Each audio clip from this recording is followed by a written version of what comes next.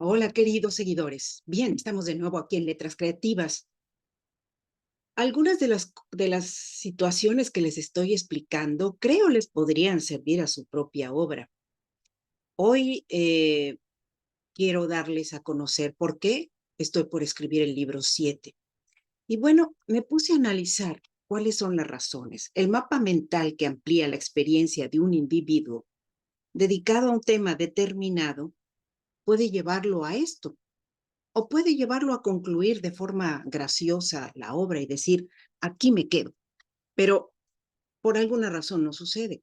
Y esta razón tiene que ver con el número del libro, el número 7. El número 7 es la toma de conciencia. El número 7 es el yo hacia los otros.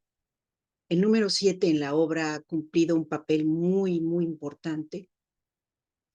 Han de recordar que en el primer libro, bueno, quienes lo hayan leído y quienes no, pues aquí se van a enterar. En el primer libro vemos la estampida, la huida espantosa y dramática de las hechiceras huyendo de sus captores y asesinos.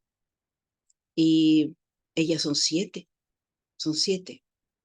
Y en ningún momento cuando empieza la obra uno capta que va a haber un número 8 para constituir al clan y que es parte fundamental del clan.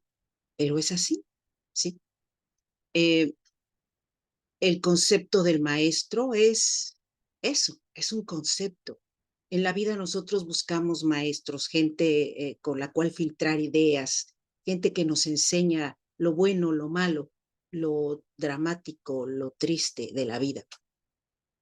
Y el maestro como concepto es eso, fragmentos de diferentes personalidades que van creando una figura de lo que cada quien como ser humano concibe como sus maestros.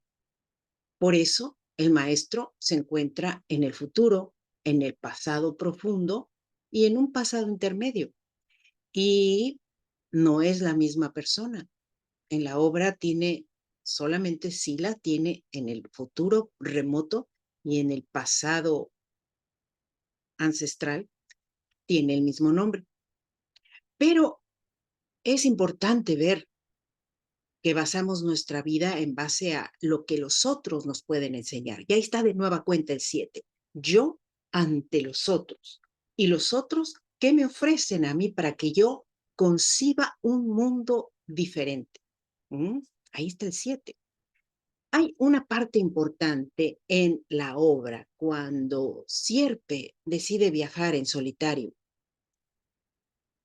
y descubre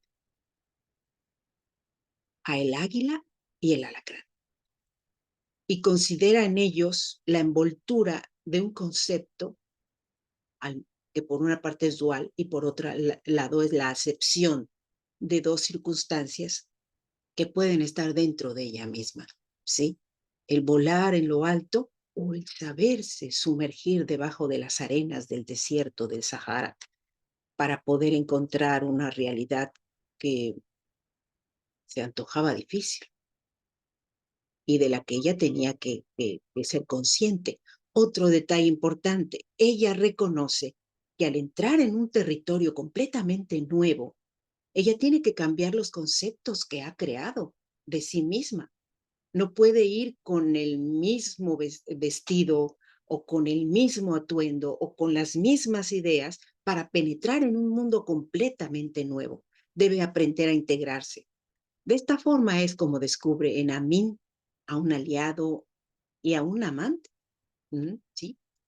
Y ella descubre que de esa forma puede enamorarse incluso de la cultura que él contiene, ¿sí? en su vida. Otro detalle interesante es lo que sucede en la muralla silenciosa. Para ello, quiero compartirles pantalla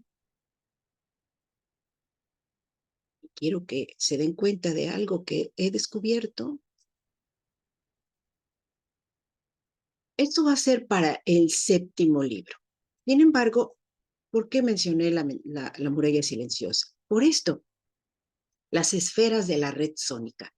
Cuando la distancia fuera mayor a 7 unidades astronómicas, El control de cada una de ellas dependería del cerebro virtual de la red. Ningún ser humano podría llegar a ella para hacer reparaciones. De eso eran conscientes cada uno de los ahí presentes. Están construyendo la red sónica. Y yo decido, habrá científicos que digan, no, es un error porque con 7 unidades astronómicas todavía podemos maniobrar dentro de una sonda o dentro de una nave enviada al espacio. Bueno, pero no. Aquí hay que reconocer algo. La obra está hecha por símbolos y estos símbolos nos llevan a consideraciones que no necesariamente son científicas. Con ello, me voy para la forma como quiero iniciar el libro. Este es el mensaje que va a abrir el libro el séptimo libro. Urano, el séptimo planeta de nuestro sistema solar, siempre ha estado ahí para aquellos que saben escuchar, pero es muy difícil seguir sus enseñanzas. No todos están dispuestos a dejar de hacer lo que estaban acostumbrados a hacer, como le pasó a Sierpe. Es el innovador de la ciencia y a la vez la más rápida para involucrarnos en cambios repentinos que la gente a veces no logra entender. Este planeta, Urano, nos observa y nos coloca una serie de, podríamos decir, de tareas por cumplir o de observar, las cuales podemos eludir. Muchas de ellas las observamos como tragedias. No entendemos que de alguna manera su mensaje es contundente, rompe las estructuras que nos eran cómodas y nos muestra un camino. Esto mismo sucede con Minos. Minos en el momento en que golpea las rocas con el anillo, él descubre la fortaleza del zorro y lo hace correr con una agilidad impresionante para llegar hasta el umbral de su puerta. Y Minos en sí mismo crea tragedias, crea situaciones que nos ponen los pelos de punta, que no nos gustan, que nos desagradan. Incluso nos encontramos con gente desagradable, gente que no comprendemos y que no nos gusta su manera de ser. Y todo esto decimos, oye, ¿por qué me toca vivir esto a mí? ¿No? Bueno, la respuesta es que es un mensaje contundente del cual debemos aprender para romper las estructuras que nos son cómodas, porque lo más cómodo es retirarse, lo más cómodo es decir, no, eso no es para mí, pero si lo vemos desde este punto de vista, ¿qué nos está mostrando a cada uno de nosotros Urano? Sí, van a decir, oye, ella es asgardiana, debería ser más astrónoma, menos astróloga, pero los astros tienen electromagnetismo. Nuestro cerebro lo tiene. Y considero que debemos hacerle caso. ¿Por qué? Porque nos ayuda con cierta agenda para cumplir ciertos asuntos. Es lo que les puedo decir. Y bueno, de eso se trata lo que les quería comentar el día de hoy.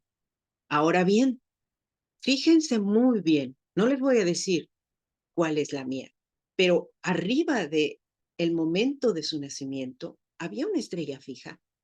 Hay muchas estrellas fijas en el firmamento. Hay una estrella fija que determina algo importante en su vida. Puede ser una obsesión, puede ser algo a lo que te anclas y lo consideras tu bastón para continuar el camino, como lo hizo Painani. Painani en el momento en que el rayo le da el báculo y le dice, adelante, ¡pum!, colócalo en la tierra y plántate, plántate y di lo que tienes que decir, ¿sí? Entonces, ¿cuál es tu estrella fija que te está diciendo, plántate ahí y di lo que tienes que decir? Bueno, este es mi mensaje de hoy. Les agradezco su compañía y claro, les invito a que me sigan en Letras Creativas.